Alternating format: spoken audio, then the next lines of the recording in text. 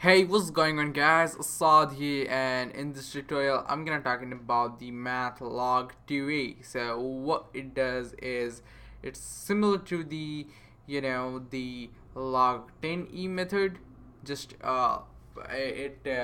give a base log of 2. So now let me show you what the value of that is.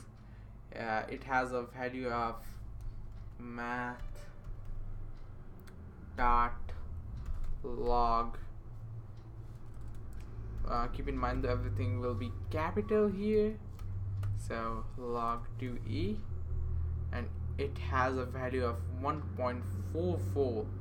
so what we need to do is, here in the sum method, we're gonna use the log2e into num, which will be passed in the sum function. So if we call the sum function here and pass something like 10, it will returns you 14.4, something like that. You can use it any way you want.